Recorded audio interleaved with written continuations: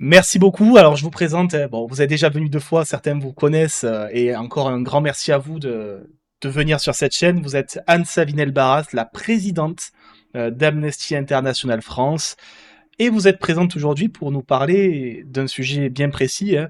C'est parce que le mois dernier, vous avez publié donc le rapport annuel avec Amnesty International, sur les droits humains dans le monde, avec un listing de chaque pays, mais du coup aussi en France. Voilà. Et donc, on a énormément de questions à vous poser sur ça, sur une évolution, notamment à une période, dans une période présidentielle qu'on connaît, hein, parce que c'est le dernier rapport, comme vous m'aviez expliqué, que vous publierez avant les élections présidentielles. Donc voilà, on a énormément de questions. Est-ce que vous, déjà, de votre côté, il y a une tendance, d'un point de vue mondial, qui ressort sur ces droits humains? Alors, oui, d'abord, tout d'abord, bonjour et bonjour à vous et merci pour cette invitation. C'est effectivement important pour nous de parler de ce rapport. Donc oui, comme vous le dites, il y a effectivement une tendance mondiale aujourd'hui, plus qu'inquiétante. Nous allons même jusqu'à dire que l'humanité est menacée, en raison, notamment, de gouvernements prédateurs qui tentent de nous imposer une nouvelle ère, une ère faite de peur, de violence, d'instabilité. Hem et donc ces dirigeants, en fait, ont soif d'un pouvoir économique, ils ont soif de profit essentiellement, hem et donc ils veulent détruire, les fondements mêmes, des droits humains et les fondements mêmes du droit international et avec ça, eh bien, tout ce qui nous protège depuis, et qui a été construit depuis 80 ans après la Seconde Guerre mondiale, donc ce qui protège nos droits, mais aussi, la paix et la sécurité. Donc ça, c'est réellement, ce qu'il y a de plus inquiétant parce que, ces prédateurs, nous les appelons ainsi, c'est un mot très fort, mais pour nous qui est très, très significatif, en fait, tentent de nous imposer, un ordre mondial, à la fois, patriarcal, raciste, inégalitaire, sans dissidence. Donc, on voit bien que c'est une situation, qui a des répercussions mondiales, d'autant plus que, ces mêmes prédateurs, influent, la mise en place de pratiques autoritaires, de pouvoirs autoritaires, et donc avec, du coup, l'impunité qui progresse, la justice et les libertés, qui régressent. Mmh. Et alors, vous citez des dirigeants, certains dans le chat demandent des noms. Est-ce que vous pourriez nous citer des pays? Parce que des fois, c'est pas forcément des individus, mais c'est davantage aussi tout un système qui met en place ce genre de choses. Est-ce qu'il y a des pays, voire même des individus, comme par exemple, j'imagine que vous pensez notamment au président Trump ou à d'autres, que vous pourriez nous citer un peu pour éclairer ceux qui demandent?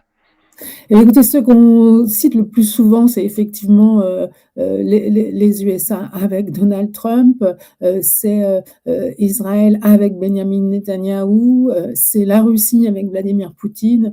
Voilà, mais on peut aussi en donner d'autres, il y a l'Argentine avec, Milei, enfin, voilà, on n'est pas, il y a l'Iran aussi qui d'une autre façon, est un pouvoir autoritaire qui aussi tente d'imposer, sa force d'une autre manière. Là, plutôt, en réprimant d'une manière incroyable sa population. Donc voilà, les exemples sont nombreux, bien entendu, mais ce que nous pouvons dire, c'est que sur cette dernière année 2025, quand on cite le trio Trump, Netanyahou, et Poutine, voilà, on a quand même, une idée de ce que sont les prédateurs, actuellement. Et du coup, vous, au travers de ce rapport, vous mettez en lumière ces dérives et on va dire, c'est la direction prise par ces prédateurs. Est-ce que vous mettez en place des recommandations et si oui, est-ce que vous pouvez un peu nous en parler pour que voilà, des États non alignés à ces prédateurs, on va dire, s'organisent pour lutter face à cette prédation? Oui, bien sûr qu'il faut lutter, alors que c'est pas tout à fait, l'orientation que prennent aujourd'hui la majorité des États. Donc il y en a même qui tentent de profiter de la situation, d'ailleurs. Bah, on peut par exemple citer le Conseil de la paix avec tous ceux qui ont adhéré alors qu'aujourd'hui on n'a plus de nouvelles et qui ont donné des La millions ou des milliards pour y rentrer. Bien sûr, bien sûr.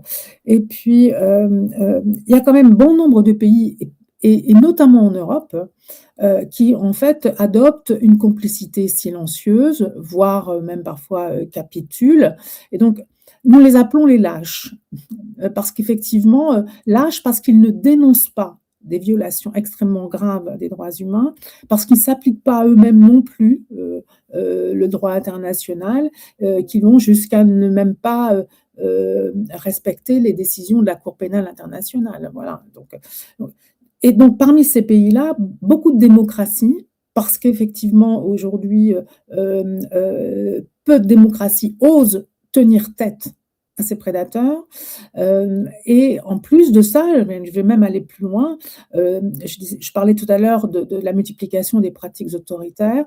Aujourd'hui, les frontières des pays de tradition démocratique ne sont plus imperméables aux pratiques autoritaires. Donc la seule réponse qu'on pourrait donner, donc c'est d'abord une mobilisation de la société civile, et on va y revenir, c'est extrêmement important pour nous que la société civile se mobilise, comme elle le fait dans certains pays. Je pense à la Gen Z, hein, qui dans une dizaine de pays s'est mobilisée. Enfin, au Népal, c'est la jeunesse Mmh. qui a fait tomber l'ex-président et qui a provoqué de nouvelles élections. Donc on voit bien que quand la société civile, quand la population se mobilise, eh bien, il y a des choses qui bougent. Donc les solutions, elles sont en grande partie liées à donc la mobilisation de la société civile, mais aussi la pression qu'on va faire sur nos gouvernements, parce qu'effectivement, on peut pas, la société civile ne peut pas agir seule. Il faut aussi que les gouvernements s'emparent du sujet, se mobilisent eux aussi, et aient le courage d'agir et non de se taire. Et la question, c'est aussi par rapport à la société civile, comment une société civile peut-elle s'exprimer d'une certaine façon se mettre en avant ce genre de thématique quand, par exemple, c'est une société civile de pays autoritaires, une société civile, Mmh, par mmh, exemple, de la Russie, de la mmh, Chine, mmh, de mmh, l'Iran, ou encore mmh, mmh, récemment, on pouvait avoir la Hongrie. Voilà. mmh, Comment ces pays peuvent-ils s'organiser et comment nous, à notre échelle, de pays membres du G5, etc., on mmh, peut apporter ce soutien et leur permettre cela. mmh, mmh. Alors, on peut dire que, oui, il faut du courage pour résister, pour défendre ses droits, il faut du courage. Il en faut certainement plus dans certains pays que dans d'autres, donc comme vous l'avez évoqué, il y a des pays dans lesquels, résister, se mobiliser, manifester est dangereux. Malgré tout, on voit que les populations, se mobilisent malgré tout. Enfin, se mobiliser au Népal, ça a coûté beaucoup aussi. Se mobiliser en Iran, ça a énormément coûté. Mais D'ailleurs, au sujet de l'Iran, on a eu des chiffres qui ont pu être confirmés ou c'est toujours très flou à ce sujet? c'est toujours très flou. Ce qu'on sait, c'est que on n'a jamais autant réprimé en Iran que lors En fin janvier, oui. voilà, ça on le sait, enfin, c'est affreux et ça continue. Ça Oui. continue d'autant plus facilement que, dans le conflit, armé d'aujourd'hui, ben, les autorités ont encore d'autres excuses pour arrêter les gens et Oui. les exécuter. Il y a encore eu une Et exécution ce matin, le je prétexte de la complicité avec le Mossad voilà, notamment est le voilà, c'est ça, principal, la c'est ça. principale explication en ce moment. C'est ça, c'est ça. Alors, pour en revenir à votre question, oui, c'est vrai que c'est certainement extrêmement dangereux, mais pour autant, on voit que dans ces pays qui sont sous cette chape de plomb, enfin, sous cette pression autoritaire, on voit quand même, des personnes réussir à se mobiliser. Ce qui est important, c'est que des relais soient pris à l'extérieur. D'abord pour qu'il y ait une pression internationale, donc à nous tous aussi voilà, de pousser pour que, la communauté internationale, agisse, et aussi parce que ces relais qu'on peut prendre à l'extérieur, eh bien, ces États ne peuvent pas agir dessus. Or, aujourd'hui, on sait que dans les États, dans les États qui pratiquent l'autorité, eh bien, ils sont soucieux, malgré tout, la renommée de leur pays sur le plan international, et donc sensible aussi à ce que globalement, on peut dire, et ce que l'on peut demander, au niveau international les concernant. Donc on fait bouger des choses. On a fait libérer des prisonniers, d'opinion. l'Iran vient enfin d'accepter de transférer Narges Mohammadi, prix Nobel de la paix, dans un hôpital pour être soigné. C'est grâce à la mobilisation mondiale. On a tous fait pression pour ça. Donc, on voit bien qu'il y a des choses qui peuvent bouger si nous nous mobilisons derrière. Alors oui, il faut du courage. Et à nous qui sommes moins en danger, on va dire ça comme ça, aussi d'avoir ce courage-là pour les autres, pour nous, mais aussi pour les autres. Alors, l'année arrive bientôt à sa moitié. On est sur le rapport de l'année précédente, hein, mais au vu de ce qui s'est passé déjà depuis janvier, kidnapping de dirigeants, guerre, des guerres qui se réalisent et qui prennent une ampleur inimaginable, du moins dans la période moderne actuelle, est-ce que selon vous, je sais que c'est un peu difficile de déjà répondre, le rapport de l'année prochaine va être encore plus accablant que celui que vous venez de publier? On peut se dire ça, et puis mais on peut aussi peut-être se dire que sur les 6 mois qui restent, des sursauts, des sursauts On espère. voilà, on espère tous, en tout cas, on œuvre pour ça. Enfin, vous comme nous œuvrons pour qu'effectivement il y ait cette prise de conscience. L'an dernier, nous disions, le monde est au bord du précipice. Le rapport de l'an dernier était déjà très alarmant. Cette année, j'ai envie de dire, on est tombé dans le précipice, mais il y a des étages, quoi. Donc, on tombe étage par étage. Et donc, est-ce qu'on se laisse encore tomber? Est-ce qu'on se laisse faire? Est-ce qu'on laisse détruire les droits humains? Est-ce qu'on laisse détruire le droit international? Ou est-ce que on se réveille? Donc, ce qui est important là, c'est de voir que dans les pays où ça bouge, eh bien, où la population bouge, où l'opposition bouge, eh bien, il y a des choses qui avancent. Regardez la Hongrie, enfin, il y a 1 an, on n'aurait jamais imaginé Ah bah qu'Orban oui. allait tomber. Voilà, et il est tombé. Donc, il y a des bonnes Bien que surprises. c'est vrai qu'il faut pas forcément toujours déjà se réjouir, faut attendre et voir ce qui va advenir, parce que c'est vrai que Peter Magar n'est pas non plus le plus favorable aux droits de certaines populations comme les LGBT Mmh, ou autres. On rappelle, c'est mmh, un ancien du Fidesz, hein, pour mmh, recontextualiser pour ceux qui connaissent pas forcément. Mais oui, c'est un bon signal d'envoyer. Comme on a vu mmh. malheureusement que la Roumanie, ça a pris le chemin inverse récemment. Oui, oui, tout à fait, tout à fait. Et puis après, il y a des pays, on voit ici en Europe, il y a l'Espagne qui pousse quand même, hein, sur un positionnement, justement, de courageux, courageux pour le coup, qui donc, s'oppose, au diktat, des États-Unis, et voilà, on peut imaginer aussi que d'autres vont suivre. Là où, nous sommes inquiets, c'est sur la situation de la France qui, aujourd'hui est regardée, par beaucoup de pays, parce que ce qui va se passer en France va aussi nous donner, le ton de ce qui va, se passer sur 2027 et au-delà.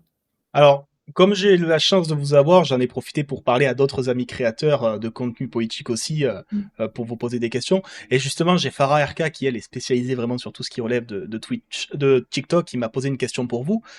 Amnesty documente des crimes de guerre à Gaza, en Ukraine, au Soudan, mais les démocraties occidentales dont la France continuent de vendre des armes à des régimes qu'Amnesty Mmh. condamne elle-même. Mmh. Est-ce que les rapports d'Amnesty ne risquent pas de devenir une caution morale pour des gouvernements qui s'en servent pour afficher une bonne conscience, tout en ignorant que dès que tout en les ignorant dès que leur intérêt économique entre en jeu? L'utilisation, du rapport, par chacun des pays, beh, oui, bien sûr que ça peut être fait. Après, personne n'est dupe, quoi. Hier, voilà, je présentais ce rapport à un certain nombre de diplomates, et j'échangeais avec, l'ambassadrice du Panama en France, et elle me disait, «Le Panama n'est pas dans dans votre rapport. Ça veut dire que tout va très bien au Panama?» Bon, voilà. VJB non, non, c'est pas parce que le Panama n'y est pas que tout va bien, c'est juste que nous avons enquêté et analysé la situation dans 144 pays, ce qui est quand même déjà énorme et donc on peut pas être partout chaque année et donc il y a des pays qui sont traités, de manière enfin, une année sur 2. Donc tout ça pour dire que, on peut tout dire avec ce rapport. On peut dire: «Oh bah, tout compte fait, chez nous, il y a pas grand-chose, tout va bien». Et on peut vous dire: «Oh mais vraiment, c'est trop injuste, on a signalé ça et ça, on a avancé depuis» ou «Le contexte n'est pas suffisamment décrit». Enfin, je veux dire, je suis pas sûre que le rapport, soit si utile que ça aux différents dirigeants des pays, sur lesquels on a travaillé. Par contre, il est extrêmement important pour les défenseurs des droits qui peuvent s'en emparer Mmh. qui peuvent s'en emparer dès lors qu'ils ont l'occasion, d'évoquer, la situation dans ce pays, de défendre une personne, voilà, de comprendre aussi, la situation d'une personne, migrante qui veut demander l'asile, par exemple, ou dès lors qu'on a, des pressions à faire sur, au décours de voyages, par exemple, de notre gouvernement. Quand notre gouvernement va aller dans un des pays qui est cité dans notre rapport, on va forcément utiliser, ce qui a été dit pour demander, qu'il y ait un point sur la question des droits humains, du respect des droits humains dans le pays concerné. Donc voilà, c'est un outil, heu, je suis pas sûre qu'ils servent tant que ça, en fait, à se dérober, il est plus, à mon sens, beaucoup plus, questionnant pour les gouvernements qu'arrangeant, je crois. D'accord. Et alors, vous parlez des défenseurs des droits. Bon, je saute dessus parce que vous me tendez la perche. Vous savez que l'actuel défenseur des droits en France va arriver au terme de son mandat, enfin de sa Oui, nomination, oui. et on entend le bruit qui court d'un certain François-Noël Buffet, ancien ministre et sénateur Mmh. LR avec un profil extrêmement sécuritaire et assumé. Comment vous percevez potentiellement ce genre de nomination au poste de défenseur des droits? Alors, en tant qu'organisation, de défense des droits humains, on ne va pas, comment dire? On ne va pas commenter, on ne commente pas en tout cas ce questionnement. Oui, effectivement, je suis au courant de ce qui se dit, au sujet de la succession de Claire Hédon. Donc on ne va pas commenter, par contre, on va être, absolument, ferme sur les attendus, de ce poste, et que si par hasard ce monsieur était, par hasard ou pas par hasard d'ailleurs, était, nommé, nous ne manquerions pas de lui dire ce que nous attendons et de son rôle et s'il avait des positions, qui étaient inverses, justement à ce que nous attendons, nous forcément nous interviendrons. Enfin, il y a pas dessus, il y a pas de question. Après, on est parfois un peu surpris aussi par, je me souviens d'un défenseur des droits qui avait pas non plus, heu, voilà, en matière de défense des droits, qui avait pas non plus une belle image parce qu'il avait aussi défendu des choses qui étaient pas, réellement, en phase et même pas du tout en phase avec notre point de vue et puis qui au final, a bien assumé, sa fonction et a fait bouger certaines choses. Voilà, donc en tout cas, nous sommes, nous, dans l'attente, particulièrement attentifs, et puis, on va suivre les choses. Mais voilà, Vous parlez je de sais Monsieur que Toubon? oui, je parle de monsieur Touré. Quelqu'un dans le chat avait deviné. Alors, je vais vous parler de la France juste après. Juste là, je vais faire sur le spectre européen et après, je vais réduire l'entonnoir. Au niveau européen, est-ce que vous observez une sorte de tendance, soit au déclassement de la façon dont sont perçus les droits, le droit international, etc., ou au contraire, est-ce que vous avez l'impression qu'il y a une prise de conscience et que l'Europe essaye ou vise à se positionner comme défenseur de ce droit international? Ou est-ce que c'est vraiment très disparate par rapport aux différentes nations européennes, ce qui est aussi forcément probable? Alors, il y a des disparités entre les pays, c'est une évidence. Mais l'Europe en tant qu'entité aujourd'hui, ben, l'Union européenne, peine quand même, hein, à faire valoir la question, des droits humains. On le voit, avec cette fameuse incapacité, à dénoncer l'accord commercial avec Israël. Enfin, c'est quand même incroyable, quoi. Alors que, dire dans l'accord lui-même, il y a des conditions, qui ont été posées au moment de la signature, de respecter les droits humains et voilà, et on n'en tient absolument pas compte. Donc l'Europe n'est, j'ai envie de dire, l'Europe n'est pas courageuse, hein. Euh, les pays qui la composent, bon, donc c'est un peu différent d'un pays à l'autre, mais globalement, enfin, ce que je disais tout à l'heure, c'est euh, euh, bon nombre de pays européens, enfin, sont silencieux, et donc par ceci sont silencieux par rapport à ce qui est en train de se passer, ou sont éventuellement, enfin, agissent éventuellement sur des sujets très particuliers, mais se gardent bien d'avoir, de critiquer ouvertement, les États-Unis, de critiquer la Russie, de critiquer Israël, pour nommer que ces trois-là. Voilà. Donc, on voit bien qu'il y a deux poids, deux mesures. Euh, on intervient pour certains, on n'intervient pas pour d'autres, on défend tel droit à tel endroit, mais on ne défend pas tel autre à un autre endroit. Enfin, c'est pas très cohérent. Et en tout cas, ça ne va pas dans le sens d'une valorisation du respect des droits humains tel qu'il faudrait le voir aujourd'hui. Mais c'est aussi lié à cette tendance à restreindre les libertés et les droits qu'on voit aussi dans d'autres pays européens. Enfin, ce qui s'est passé en Grande-Bretagne, voilà, autour des manifestations de solidarité envers les associations de défense des Palestiniens, enfin, c'était quand même assez incroyable. On n'aurait jamais vu ça avant. Et donc, justement, dans ce rapport, quand on regarde l'ensemble, enfin, un par un, les pays européens, on se rend compte à quel point on a régressé en quelques années, on a régressé en matière de liberté et de droit. Et à cette échelle, on va dire en comparaison à ses voisins européens, Christelle redemande dans le chat, est-ce que la France est un bon élève? Alors, la France nous inquiète. La France nous inquiète terriblement parce que nous avons donc repéré des régressions en matière de liberté et de droit. On pourra en citer quelques exemples après. Alors que la France est donc à un an, effectivement, d'une échéance électorale essentielle pour la démocratie, pour l'avenir de la démocratie en France. Et donc, nous avons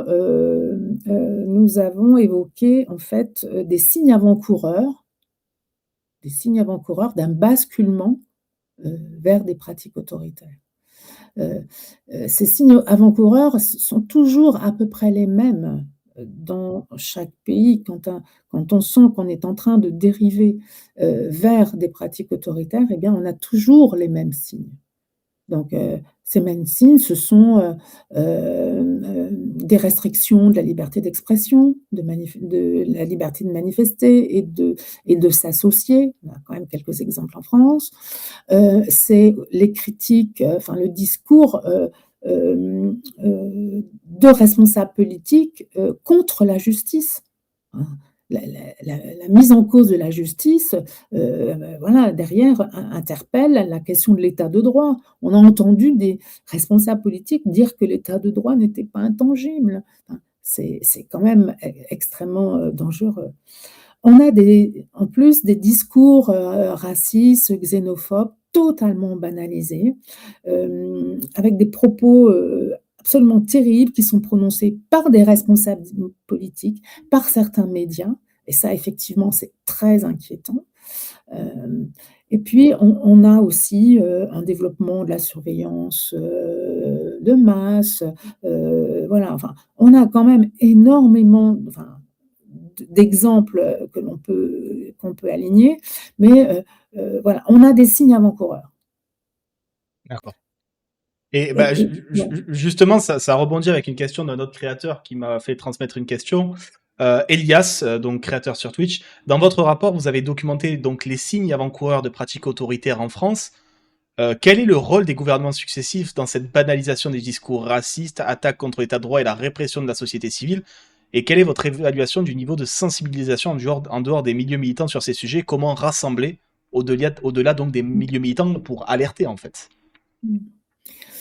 Alors, je dirais que cette dérive, elle a été progressive, mais elle continue. Mhm. On a encore, enfin, peut-être dire avant que ça fait quand même quelques années que l'on a, à côté de propos racistes, xénophobes, on a aussi une multiplication de lois qui, en fait, elles-mêmes posent problème en matière d'antiracisme, et cetera. Donc, on a une islamophobie qui est banalisée totalement. Hem, on ne lutte pas véritablement contre, le racisme ni l'antisémitisme, alors qu'on a des actes de racisme et d'antisémitisme qui sont de plus en plus importants. Hem et puis, donc, comme si aujourd'hui, il fallait toujours cibler l'étranger. L'étranger est responsable de tout. Ça, c'est un signe, qui date pas d'aujourd'hui, qui est effectivement, quelque chose qui a évolué, sur les dernières années et avec aussi des successions de lois, envers les personnes migrantes, par exemple, succession de lois, qui ont réduit et qui continuent à réduire le droit de ces personnes. Et quand on s'attaque, en fait, aux droits d'une catégorie de personnes qui est dans un pays, en fait, on s'attaque aux droits de tout le monde. Mhm. Parce que c'est d'abord, on cible d'abord peut-être les plus vulnérables, ceux qui sont désignés boucs émissaires. Et puis une fois qu'on s'est attaqué à eux, eh bien, on s'attaque aux autres. On met en place je prends un autre exemple, on met en place des caméras de surveillance de masse. Parce que soi-disant pour surveiller le risque terroriste, et cetera. OK? Mais on surveille avec des algorithmes qui surveillent aussi des personnes qui n'ont rien à voir avec des supposés dangers d'actes terroristes ou autres. Dans les algorithmes, on dit on interpelle toute personne qui est à un endroit fixe depuis plus de temps. Voilà. En faisant ça, on cible Les les SDF? SDF. Oui. Voilà. On dit on cible les groupes de plus de 5 personnes qui sont plus de 20 minutes au même endroit. Bah, on va cibler en faisant ça, on cible aussi les jeunes qui se regroupent, à proximité d'événements sportifs ou de concerts ou je ne sais quoi. Donc en fait, on ne se rend pas compte en laissant, réduire nos libertés, atteindre nos propres droits, eh bien, atteindre, pardon, les droits d'autres, désignés, voilà, coupables, boucs émissaires, responsables de tout, eh bien, en fait, c'est à nos propres droits que l'on touche. Et justement, la question d'Elias, c'était comment on fait pour rassembler et alerter au-delà des personnes militantes? Comment on fait pour sensibiliser un public plus large que celui qui se C'est sent déjà concerné? c'est un sujet extrêmement important et pas facile. Donc aujourd'hui, ce qu'on remarque quand même, c'est que les populations, en tout cas les communautés qui ont tendance justement qui sont perméables au discours anti-droit, on va appeler ça comme ça, eh bien en fait sont souvent cette sensation d'être les oubliés. Voilà, moi j'habite le Pas-de-Calais, je sais de quoi je parle parce que Mmh. autour de mon petit village, eh bien, ce ne sont que des communes dorénavant qui sont gérées par des maires qui sont plutôt dans une tendance anti-droit, on va dire ça comme ça. Parce que la population, en fait, est dans de grandes difficultés économiques et sociales et que la population a l'impression d'être d'être les oubliés du système. Donc si on veut interpeller ces gens et espérer faire comprendre qu'ils n'ont peut-être pas fait le bon choix, eh bien, il faut leur parler de leur vécu, de leurs problèmes à eux. Ce qu'on fait pas bien nous, les défenseurs des droits. On est fort dans notre discours, tellement on est imprégné, voilà, nous sommes des militants, donc forcément nous sommes imprégnés de cette lutte, comme si, la question des droits humains parlait à tout le monde. Mais elle ne parle pas à tout le monde. Voilà. Oui, Et donc, pour une bonne partie, de la population, ce qui leur parle, c'est leur vécu, c'est leurs propres difficultés. Et c'est en parlant de leurs propres difficultés et de la façon dont on pourrait y répondre si leurs droits étaient respectés. Parce qu'il y a des droits, à un logement, il y a des droits, d'accès à l'eau, des droits à l'accès à l'alimentation, il y a des droits d'accès à l'éducation. Voilà, que si, leurs droits étaient respectés, eh bien, leur situation pourrait être autre. Donc c'est très enfin, c'est un travail important, pas facile, nous, ça nous a amené à bouger un peu nos lignes en termes de communication.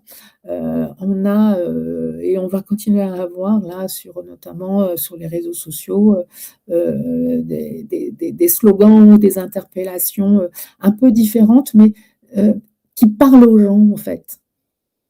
oui. Voilà, parce que Bah, c'est vrai que vous avez commencé, voilà, la logique aussi de vous développer sur le streaming avec, certains créateurs et c'est vrai mmh, que ça permet de s'ouvrir à un public, bon, qui est mmh, souvent politisé déjà, parce que mmh, sur les streams, il y a la politique, mais ça permet quand même, voilà, de réussir potentiellement à avoir des capsules pour réussir à l'ouvrir, à le diffuser le plus largement et mmh. c'est aussi comme ça que, voilà, on touche un nouveau public et tout à l'heure, du coup, vous évoquiez, que la France vous inquiète. En 2025, quelles sont les conclusions de ce rapport pour la France? Quelles sont les grandes lignes d'inquiétude et les thématiques mises en avant dans ce rapport d'Amnesty International? Eh bien, ce sont les signes avant-coureurs que j'ai, évoqués tout à l'heure. Donc, des menaces, pour l'état de droit, hem, parce qu'il y a une dévalorisation, une critique de l'état de droit qui aujourd'hui serait ce qui nous empêche de donner satisfaction à la population. C'est quand même assez incroyable Comme par que exemple par un ministre de l'Intérieur en poste au moment où il était en par poste. exemple, voilà, par exemple. Donc ça, c'est particulièrement, problématique. C'est problématique aussi quand, ces mêmes, responsables politiques, critiquent ouvertement des décisions de justice. Oui, Voilà, l'état de droit, c'est l'indépendance de la justice. Donc, si aujourd'hui les responsables politiques, se permettent de critiquer des décisions des tribunaux, hem, parce que ça touche, des personnes de leur entourage, enfin voilà, où on va quoi. Bon, et par exemple, quand vous entendez un premier ministre, dire à des inspecteurs de ne pas appliquer la loi pour le 1er mai, est-ce que ça vous alerte vous ça? alors oui, bien sûr, c'est-à-dire, on a, si enfin, l'état de droit, c'est pour tout le monde.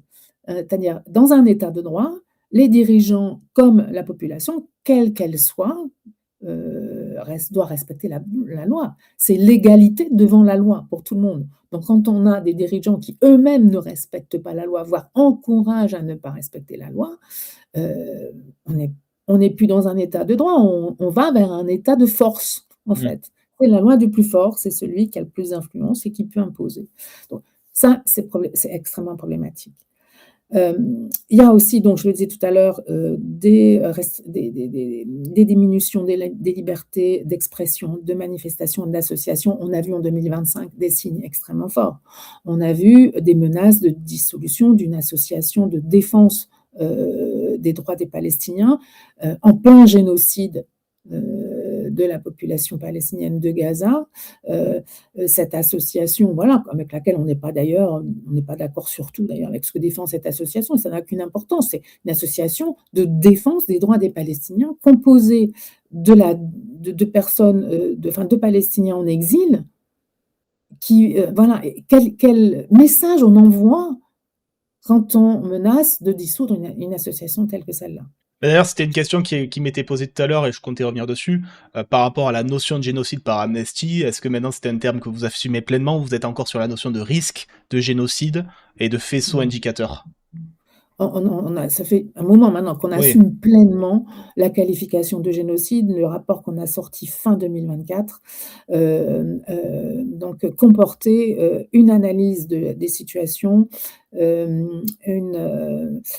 notamment sur les critères de qualification, du génocide avec, une conclusion qui était sans appel, pour nous, c'est un génocide. Les conditions, sont malheureusement, remplies pour pouvoir le qualifier ainsi. Et est-ce que vous avez Hem, l'impression que ce qui est en train de se passer dans le sud Liban prend la même route ou pas? c'est extrêmement alarmant, inquiétant, enfin, Oui, désolé, c'est on change un peu, mais c'est vrai que ça non, me mais permet de... c'est pas grave, mais il y a tellement de sujets, enfin, ce qui se passe au sud du Liban, est absolument terrible. On est en train effectivement de raser les villages, de chasser les habitants. Ce sont des milliers de personnes qui sont, déplacées, de force dans des conditions terribles.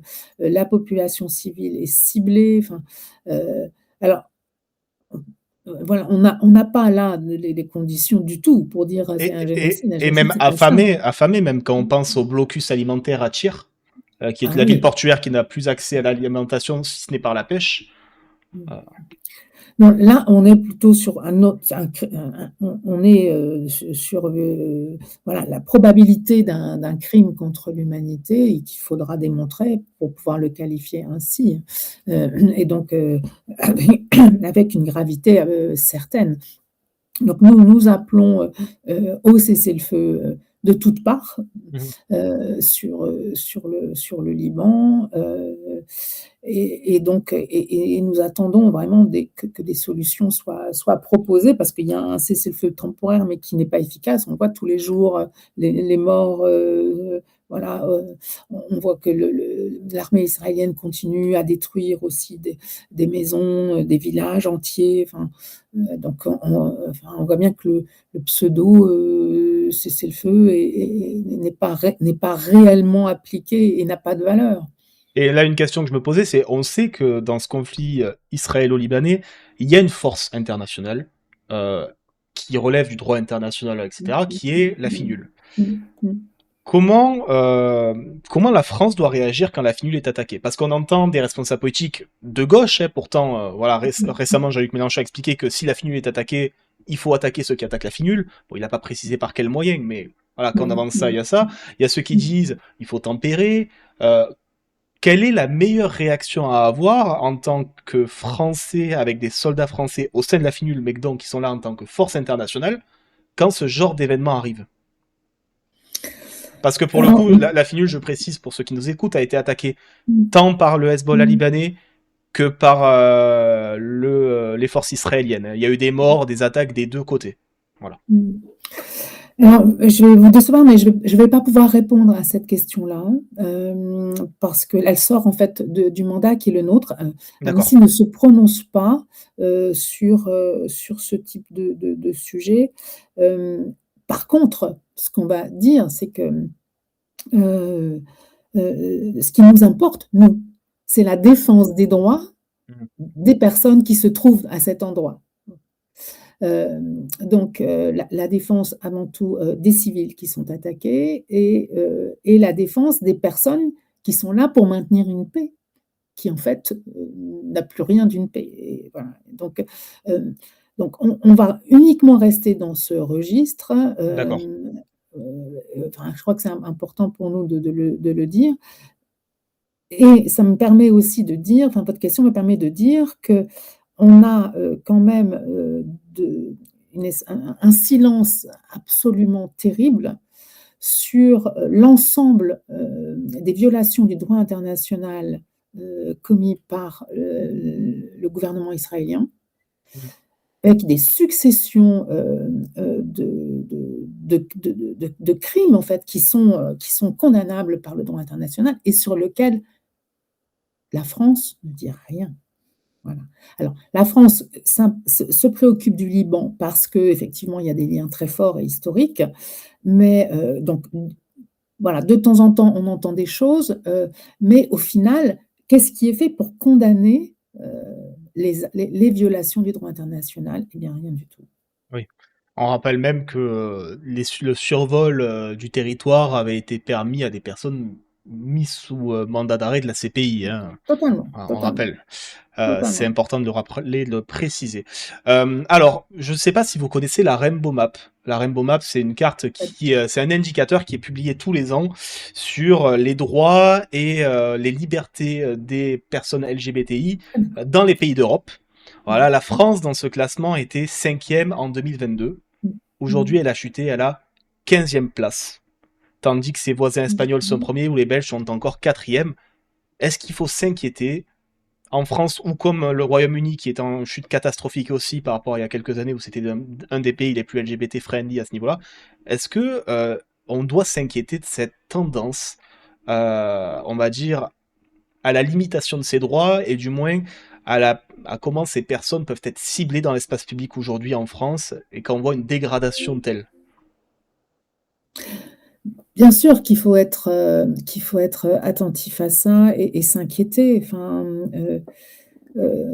l'acquisition, des droits, les luttes pour les droits, ne sont jamais terminées.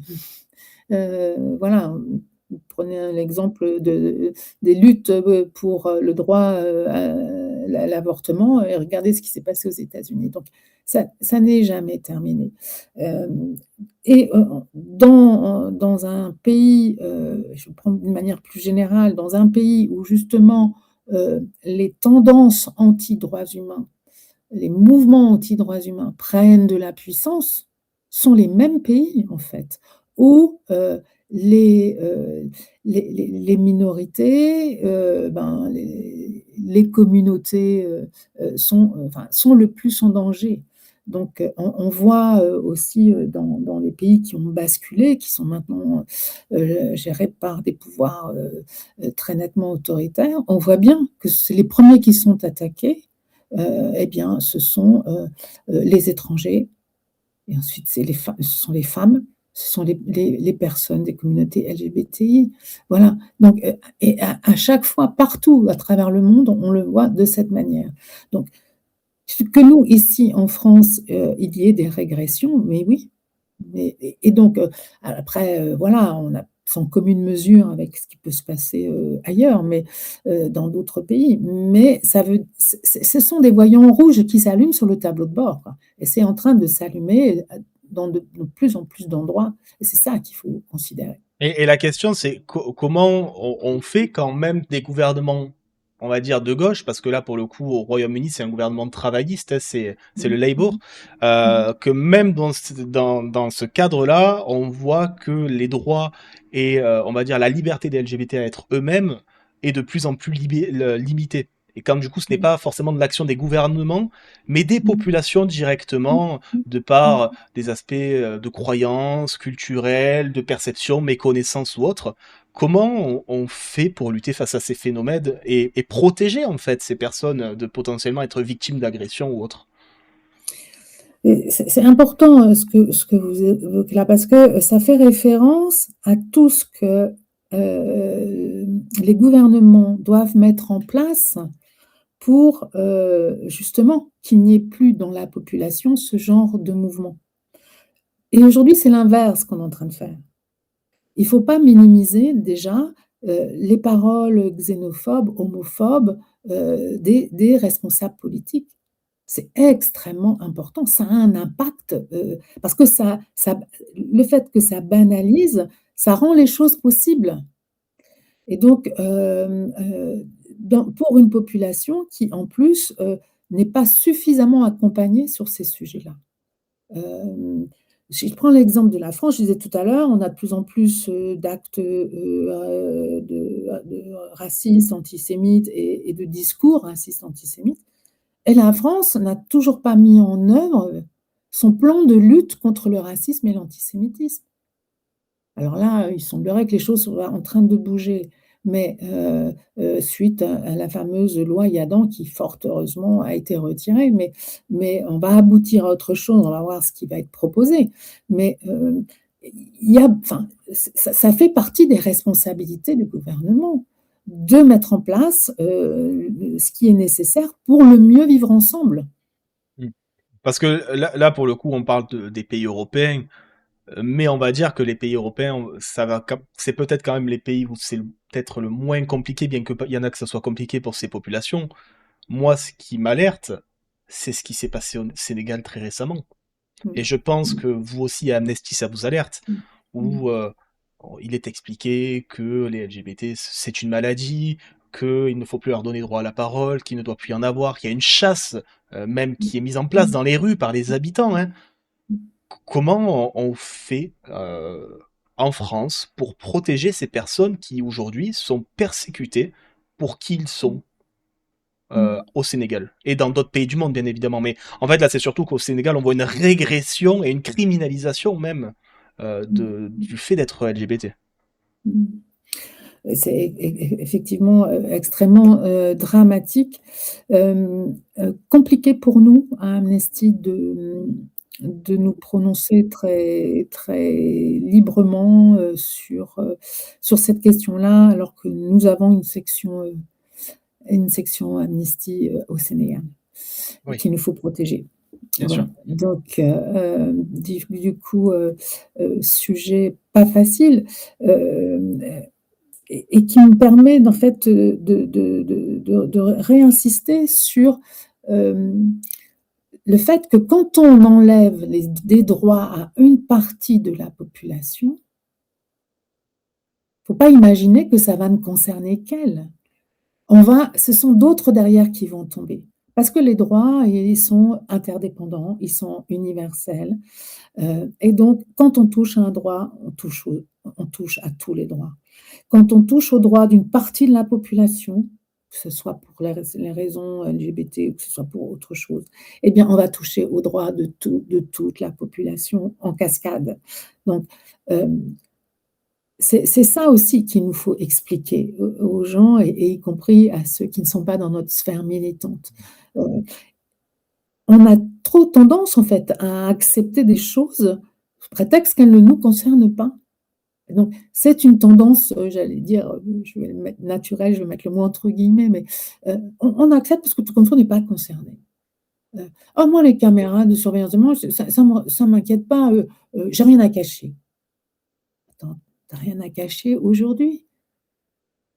Est-ce que tu auras encore rien à cacher dans 6 mois, dans 1 an, dans 2 ans, lorsque, malheureusement, nous aurions un gouvernement, anti-droit qui chasse les personnes voilà, qui sont comme toi? Enfin voilà, c'est toutes ces questions-là qu'il faut se poser et sur lesquelles aujourd'hui on a vraiment l'impression, qu'on est, voilà, très très très laxiste en fait, on considère pas ça. Je prends un autre exemple là. Il y a Ah, une en fait, proposition. ça me fait penser à cette citation que vous connaissez forcément.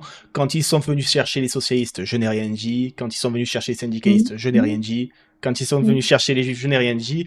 Puis ils sont venus me chercher, il y avait plus personne pour protester. C'est un peu cette logique-là, en fait. C'est ça, c'est ça, c'est ça et aujourd'hui, on regarde pas, suffisamment ce qui se passe, ce qui se joue. Il y avait j'évoquais tout à l'heure la loi Yadan, ça s'est mobilisé derrière. C'est une loi, qui est effectivement dangereuse pour la liberté, d'expression, et pour notre capacité aussi à dénoncer, certaines choses. Mais prenons le projet de loi, qui est en cours là, qui va passer bientôt, au parlement, le fameux projet de loi de présomption de légitime défense des forces de l'ordre lors Oui, des contrôles routiers, qui s'est transformé grâce à un amendement qui a été voté en janvier, en, présomption de légitimité d'utilisation d'une arme à feu par les forces de l'ordre lors des contrôles routiers. oui. C'est affolant quand même. Légitime, enfin, utilisation légitime d'emblée. Ça veut dire que, c'est le droit de tuer en fait. C'est juste le droit de tuer. Et donc, alors on peut dire: «Ah mais moi, ils ont qu'à s'arrêter, hein». Ils ont qu'à s'arrêter, enfin ce sont des jeunes, la plupart du temps, ils ont peut-être des choses à reprocher, mais à se reprocher, c'est possible. Mais de là à leur ôter la vie, c'est un droit de tuer et avec derrière, enfin, des difficultés énormes pour les familles, de porter plainte. Parce que pour porter plainte, il faudra dire, ben, dans ce cas-là précis, il y a pas légitimité d'avoir utilisé l'arme à feu et pour pouvoir dire: «Il y a pas légitimité d'utiliser l'arme à feu», il faut avoir les preuves, il faut avoir éventuellement les enregistrements vidéo et cetera. Il faut saisir le parquet et pour tout ça, on a, au bout de 15 jours, je pense que les preuves, elles disparaissent, hein, donc Est-ce que avec justement la logique aussi du plaidé coupable là notamment pour tout ce qui relève du viol, des VSS, vous savez, cette logique du plaidé coupable qui voudrait à éviter tout procès, à des accords, à partir du moment où le violeur plaiderait oui, coupable, oui, oui, voilà. tout à fait. Est-ce que vous pensez qu'avec ces logiques-là et ce que vous évoquiez avant, vraiment il y a une forme de dérive au niveau législatif du point de vue et du point de vue du ministère de la Justice qui prend les choses sous le mauvais angle et ne défend pas les victimes directement, mais potentiellement ceux qui pourraient être à l'origine des crimes, en fait.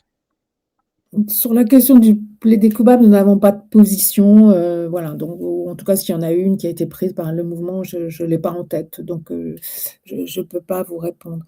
Hem, mais j'entendais il y a pas longtemps, Ah bah, une on m'indique que Darmanin a reculé hier. Bon.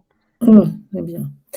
J'ai écouté il y a pas longtemps, une représentante du syndicat de la magistrature, heu qui dénonçait aussi, l'évolution des mentalités dans les tribunaux et enfin les dérives, on peut les appeler comme ça, auxquelles on pouvait assister aussi, en lien avec tous ces discours, toutes ces propositions de loi, toutes ces tentatives, qui sont faites pour, en fait, considérer que, heu les forces de l'ordre ont toujours raison, que telle catégorie de la population est forcément à mettre dans telle, case et celle-ci dans telle autre. Voilà, enfin, quand on a des tendances et des mouvements, anti-droit tels que ceux qu'on connaît en France actuellement et partout en Europe, faut pas imaginer que ça ne que qu'il y a des remparts à certains endroits et qu'il y en enfin voilà, ça traverse tout le monde et ça traverse aussi nos institutions. Donc c'est de ça dont il faut se méfier parce que c'est effectivement comme ça que la bascule se fait. Ouais, du coup, d'ailleurs, se pose la question de la prison hein, derrière, Mmh. et César dans le chat rebondit là-dessus. Que pensez-vous de la situation concernant les prisons françaises et les conditions de détention des détenus? Pour toi, pourquoi n'y a-t-il pas de conséquences au fait que l'État ne fasse rien alors qu'on est parmi les derniers dans le classement européen concernant les conditions de détention et qu'on a déjà été rappelé à l'ordre, notamment par Tout à fait. la Cour européenne? Oui, oui, non, la situation dans les prisons en France est absolument, dramatique. C'est pas nouveau. C'est pas, ça fait déjà, plusieurs années, que la sonnette d'alarme est tirée par les défenseurs des droits humains.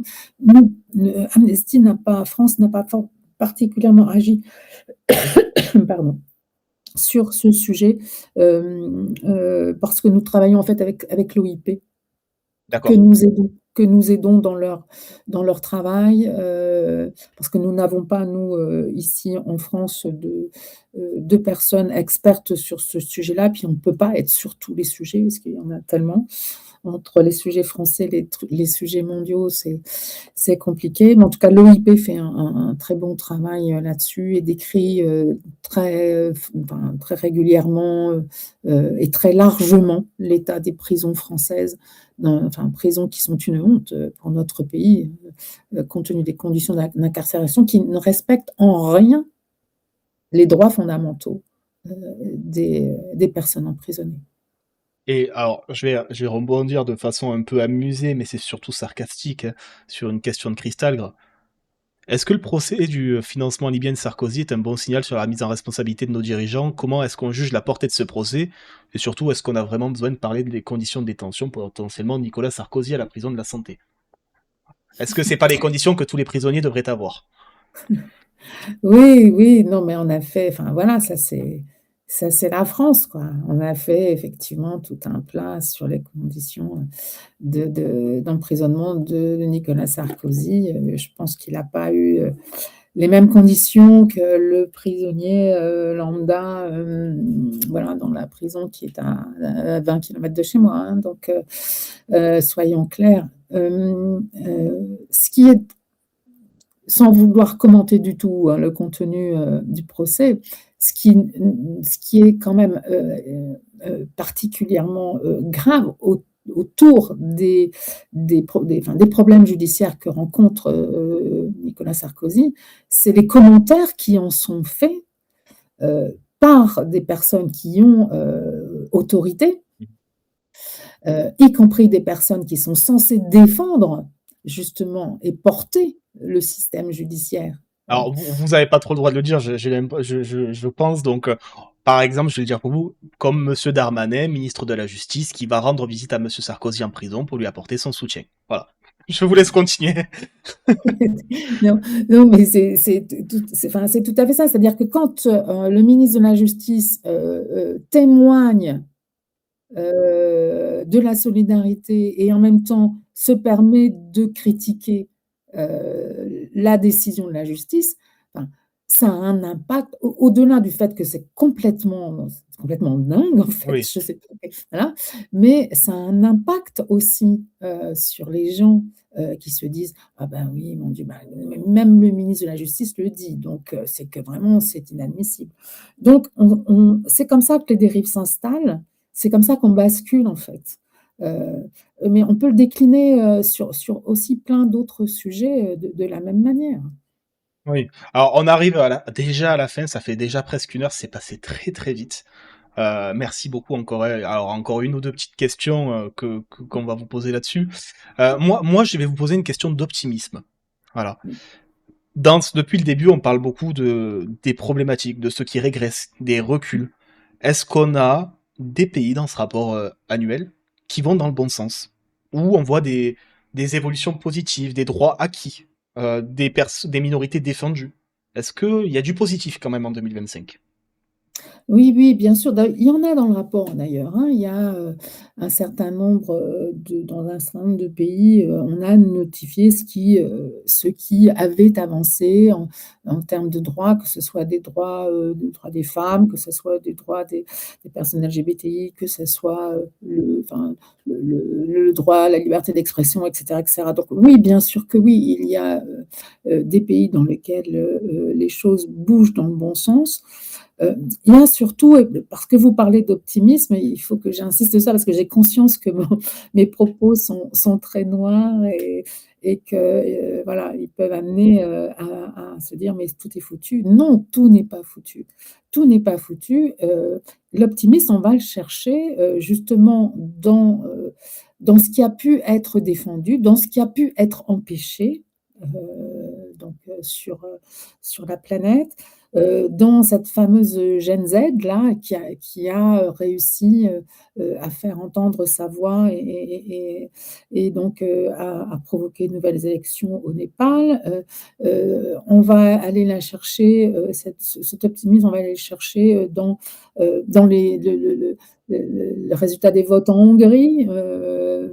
On va aller le chercher dans la mobilisation, de communautés autochtones qui vont, oser défendre leur territoire, qui vont oser aller en justice contre les entreprises, qui polluent leurs terres et qui vont avoir, gain de cause. Donc, on parle beaucoup de ce qui ne va pas, comme souvent, et certainement pas suffisamment, des victoires que nous emportons et qui sont, essentielles et y compris d'ailleurs en matière de droit international puisque, l'ex-président philippin, Rodrigo Duterte, va être jugé par la Cour pénale internationale pour crimes contre l'humanité. Enfin, ça montre bien que ces institutions fonctionne, que le droit international n'est pas mort.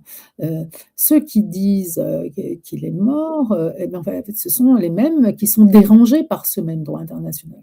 Il Mmh. est attaqué parce qu'il dérange, parce qu'il ne sert pas l'intérêt de ceux qui veulent prendre le dessus, de ces fameux prédateurs dont je parlais au début, de l'intervention. Donc, heu, le droit international n'est pas mort, il est toujours là, il fonctionne encore, voilà, il faut s'en servir et surtout ne pas se laisser endormir, par, par un pessimisme qui en fait, voilà, qui reviendrait au même comportement que les gouvernements lâches dont je parlais tout à l'heure. Merci. Alors, je vais vous poser une toute petite dernière question parce qu'elle est en lien directement avec 2027, hein. On rappelle, c'est le dernier rapport que vous publiez d'ici l'élection. Mmh. Question une fois de plus de ma collègue Farah Erka. On entend de plus en plus de candidats à la présidentielle promettre de s'affranchir des décisions de la Cour européenne des droits de l'homme ou de différentes instances onusiennes quand elles Mmh. contredisent la loi française. Voilà. Mmh. Est-ce que le droit international et les droits humains sont en train de devenir une variable d'ajustement électoral en France? Et si oui, quel est votre rôle à vous, à Amnesty, pour remédier à cette problématique? Mmh. On boucle la avec ce que j'ai dit au départ, en fait. Nous avons aujourd'hui des dirigeants prédateurs à travers le monde qui cherchent à détruire les fondements du droit des droits humains et les fondements du droit international. Et ces attaques, eh bien, se diffusent. C'est ce qu'on appelle, nous, les mouvements, les tendances anti-droit. Il y en a en France. Et en France, ce qui nous inquiète aujourd'hui, c'est que jusqu'à présent, c'était relativement que dans les rangs de certaines tendances, mouvements politiques, qui affichaient très clairement, des positions de ce genre. Ce qui nous inquiète, c'est que ces mêmes positions aujourd'hui arrivent dans les rangs de partis politiques, de mouvements politiques qui, jusqu'à présent, étaient des remparts, défendaient, le droit international. Donc c'est à ça qu'il faut être vigilant et c'est à ça qu'il faut dénoncer, y compris dans la future campagne électorale, qui va, se mettre en place. Il faut être extrêmement vigilant à ça, hem et surtout relayer, toutes les attaques à ce droit. On ne dit pas que le droit international est parfait, on ne dit pas que la Cour européenne des droits humains est parfaite, enfin, voilà. Il y a des réformes à faire, il y a des choses à apporter, c'est évident, bien d'accord. Mais, ça reste notre base pour défendre les droits humains, dans les différents pays. Et le droit international, il est fait justement pour intervenir quand dans un pays, le droit, enfin la loi, ne protège pas les droits de la population. Voilà, donc dire que, on va rendre plus importante la loi nationale, et ben, c'est justement une situation dans laquelle il faut dire: «Mais non, le droit international est forcément au-dessus, puisque lui, il est fait pour veiller à ce que le droit national protège la population». Voilà, donc c'est ça qu'il faut aussi essayer de faire comprendre et qu'il faut porter dans le discours, parce que oui, enfin, dans un état de force, comme je disais tout à l'heure, qui viendrait remplacer un état de droit, on se permet tout, y compris ça. En Iran, ils s'affranchissent du droit international et ils estiment que leurs lois sont plus importantes. Voilà, bah, ça donne un exemple, je pense, assez clair. Eh ben, parfait, on a bouclé la boucle avec le début de cet échange. Je tenais vraiment encore une fois à vous remercier de votre présence et du travail Merci à d'Amnesty qui est vraiment d'une très grande qualité au travers de ces rapports annuels. Merci à vous, merci du temps accordé à ces réponses. Bon courage parce que je pense que merci. vous allez pas manquer de travail sur la période à venir, hein. Oui, je Euh, pense aussi. Ouais. Bonne journée à vous et j'espère Merci à très infiniment. vite. À bientôt. À Merci bientôt. beaucoup. Au Au revoir. revoir.